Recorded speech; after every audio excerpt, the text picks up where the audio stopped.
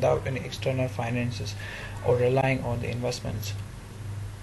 تو آپ کیا کرتے ہیں کہ بوٹ اسٹریپ میں آپ کسی ایکسٹرنل فائنینس کے اوپر ریلائی نہیں کرتے, کسی انویسٹر کے اوپر ریلائی نہیں کرتے. آپ خود کی جو سیونگز ہوتی ہے, خود کے جو پیسے اپنے بچائے ہوتے ہیں اپنے روزمرہ زندگی میں, وہی آپ اٹھا کے کسی جگہ پہ انویسٹ کرتے ہیں, تو اسے کہتے ہیں boat stripping.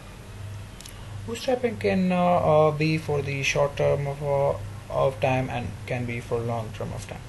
By short period of time I mean کہ آپ جو پیسے انویسٹ کرتے ہیں اور اس سے جو ریونیو جنریٹ ہوتا ہے وہ آپ اپنی ڈیلی لائف میں لگاتے ہیں, آپ خود کے خرچ کرتے ہیں.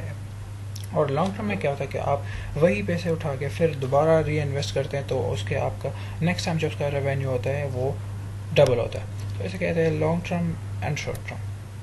اب آتے ہیں ایڈوانٹیجز اور ڈس ایڈوانٹیجز کی طرف. تو پہلے pros of bootstrapping your startups, کہ it is really a quick way to turn a profit. کیونکہ بوٹ اسٹریپ میں آپ نے بہت کم پیسوں سے اسٹارٹ لیا ہوتا ہے, تو اس کا ریونیو اتنا جنریٹ نہیں ہوتا. آپ اگر زیادہ پیسوں زیادہ کیپٹل سے اسٹارٹ لیتے تو اس کا ریونیو زیادہ ہوتا ہے ایز کمپیئر ٹو دی تھوڑے پیسوں سے. Establishing a safe net that fund future investment in the business. So آپ اس کا یہ ایڈوانٹیج یہ بھی ہے کہ آپ وہ پیسے اٹھائیں اور دوبارہ انویسٹ کریں اس میں, تو نیکسٹ ٹائم آپ کا ریونیو جو ہے وہ ڈبل ہو جاتا ہے. تو اس کا یہ ایک ایڈوانٹیج ہو گیا boat strap.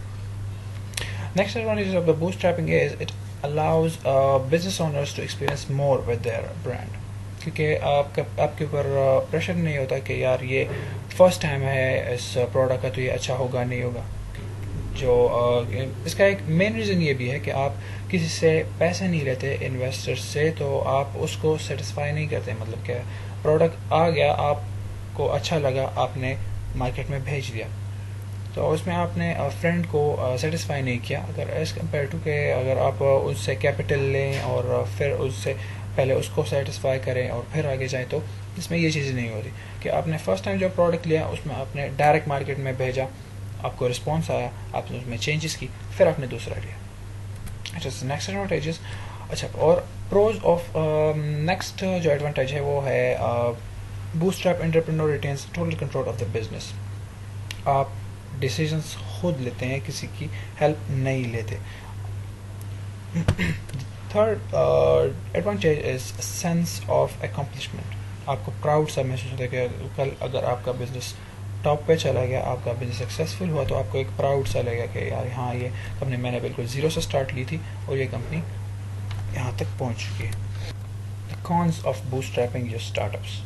By cons I mean disadvantages. کیونکہ بوٹ اسٹریپنگ میں آپ اسٹارٹ لیتے ہیں بہت کم کیپٹل سے, بہت کم انویسٹمنٹ سے, تو اس کا ریونیو بہت کم جنریٹ ہوتا ہے, اور آپ اس ریونیو کو دوبارہ اگر پروڈکٹس پہ لگائے تو وہ کم ریونیو سے آپ کے اچھے کوالٹی کے پروڈکٹس نہیں آتے.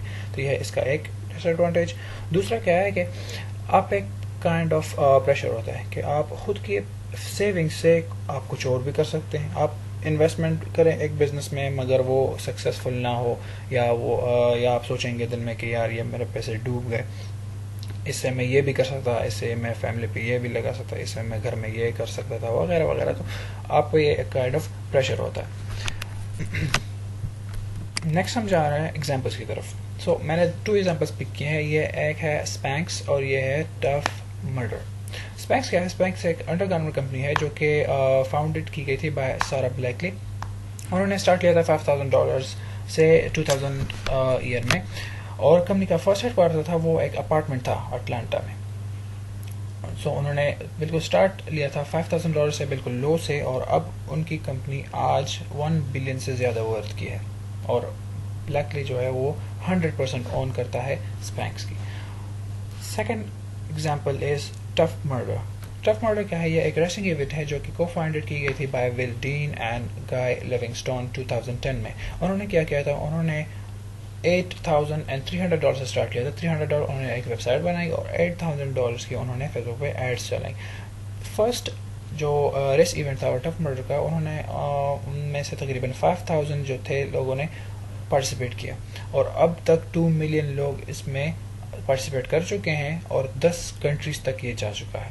اور ان کے فاؤنڈر تقریباً بناتے ہیں $10